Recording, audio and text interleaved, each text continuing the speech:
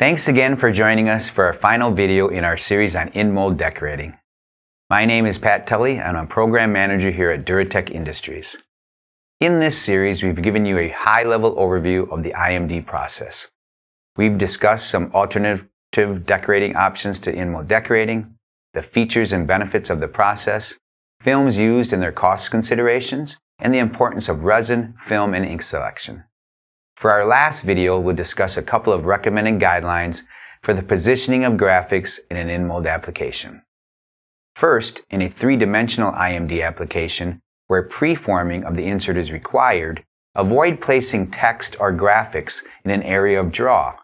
We recommend 50 thousandths of an inch minimum, but this can vary with the depth of draw and the geometry of the part. The text or graphics will distort in areas of draw, and the use of forming simulation software will be necessary to help with the distortion printing. Even with this, the consistency of placement in areas of draw will be challenging and an area of concern to pay close attention to during development.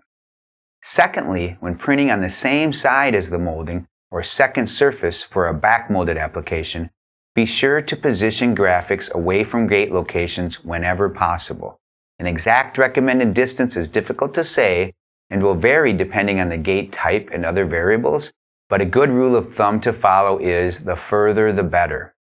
With that comes the end of our introduction to in-mold decoration, or IMD. We hope you've enjoyed it and learned at least a few things to pique your interest. If you have any questions or upcoming projects you would like some assistance with, please reach out. Thanks again for sharing your time with us, and until next time, take care.